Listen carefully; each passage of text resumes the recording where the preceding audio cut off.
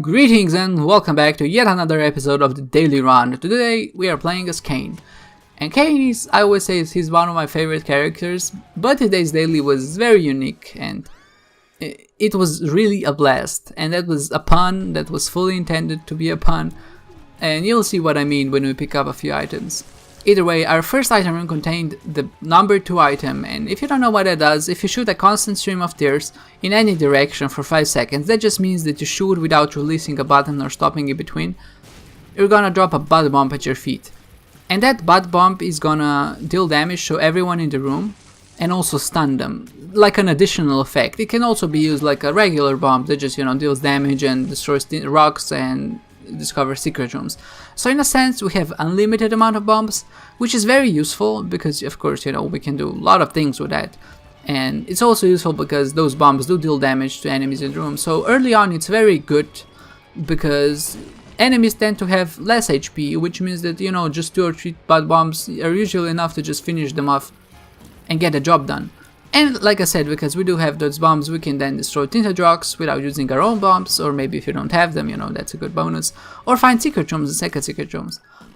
I wouldn't recommend doing that too much, just because it takes some time to kind of set them up, and if you're using butt bombs on every single floor to destroy everything with your butt bombs, expect of your bombs, you can expect, like 5 seconds on a floor, doesn't seem long, but if you do it on every floor for like 2 or 3, maybe even more times, because you're searching for those secret rooms, that time adds up, and that means that in the end, you're gonna waste a lot of time just setting up your bombs, when maybe it would be a better idea to just use a regular bomb and not kind of charge it up with your number 2 item.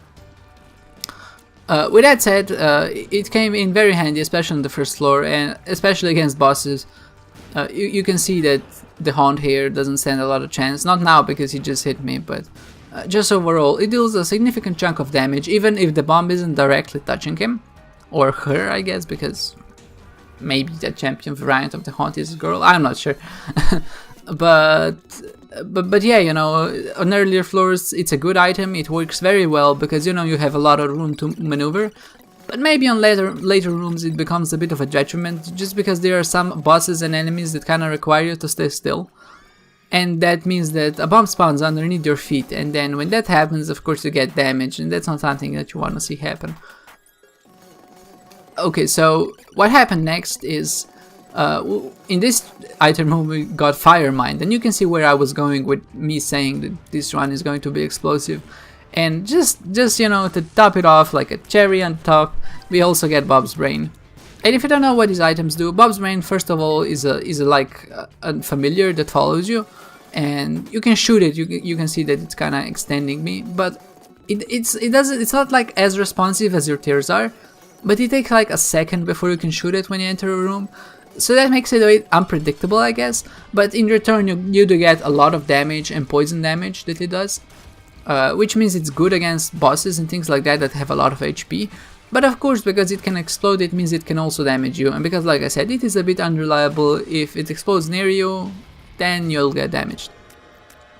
And another item that kind of completes our trifecta of explosions and blasts is the Fire Mind, and the Fire Mind is guaranteed to set an enemy on fire, which deals like some damage over time, but more importantly what it also has a chance to do is explode on enemy contact, and that leaves a fire next to them, which then damages other enemies, or maybe the same enemy if they survive.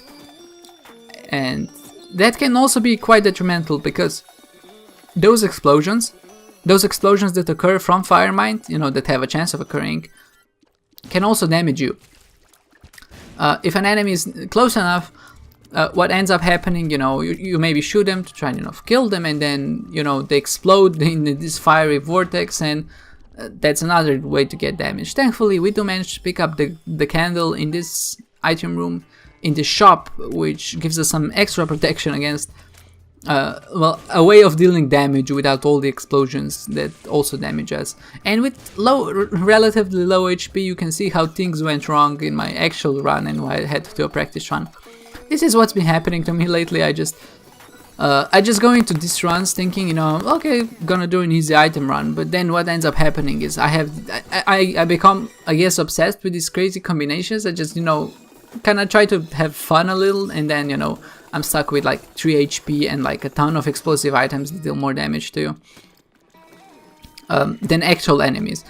So that's always a problem with like these explosive items. It's also very dependent on enemy RNG, like how they path you, how they track you.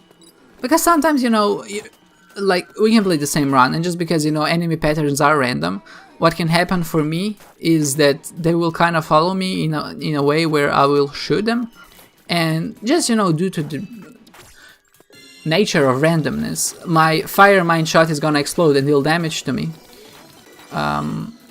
And if you play the same run, you know, that won't happen to you, so that means that you'll have more HP as you go later.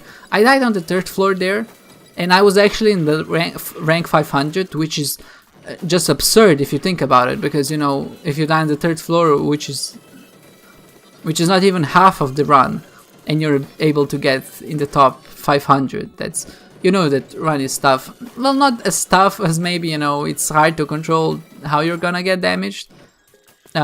But yeah, like always, you know, if I do badly, I just kind of go off, recuperate a little, and then go in with a fresh mind to a run that hopefully I can complete.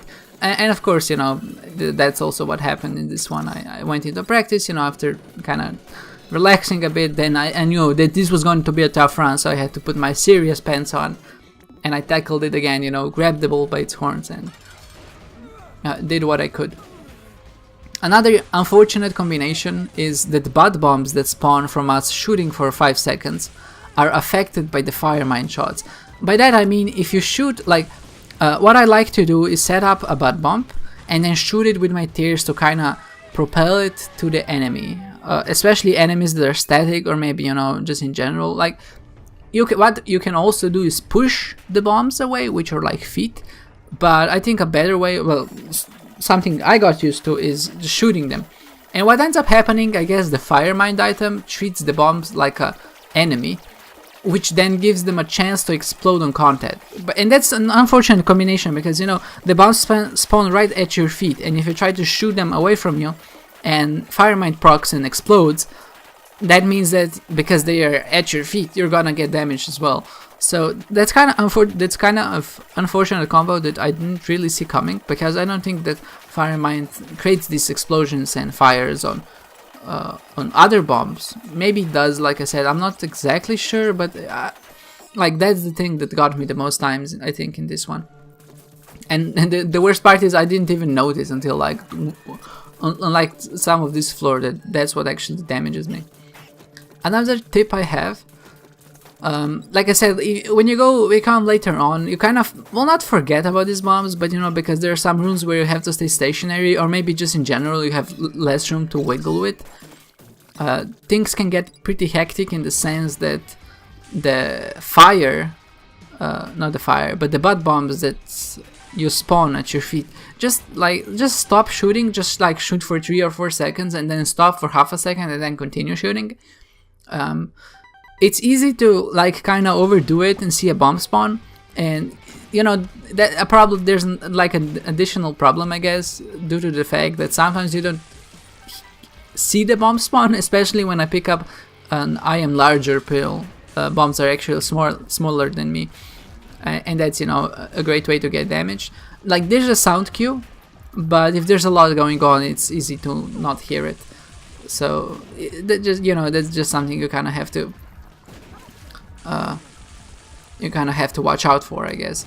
You can see, you know, here I try to kind of stop shooting, but, you know, it still happens. Sometimes I get the bud bomb spawned at my feet and get damaged. And now we're only at 1 heart remaining, and things are looking a bit bad. And this room, I hate this room because it's never good. And sometimes, like the idea is to keep moving, you know, and it's not really a problem until you have to change directions, and you just kind of have to sync right for those lasers to kind of shoot where you were before, and you have to go in the opposite direction of them shooting, and that's the only way you're gonna survive. And thankfully we just did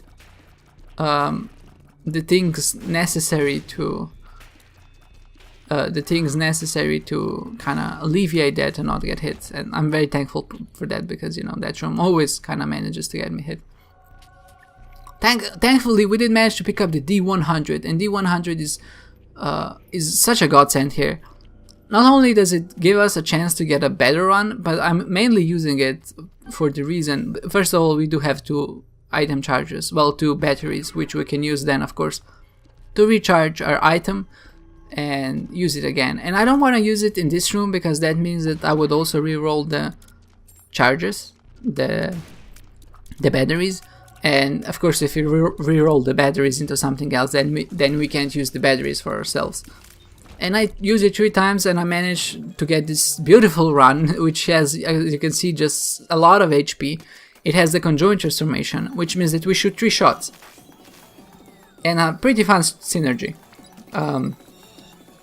So like the tractor beam you see is just kind of directs your shot forward. And if you have the conjoint transformation, which gives you 3 shots, it actually kind of behaves like a triple damage up, because you're essentially shooting 3 tiers at once in the same direction.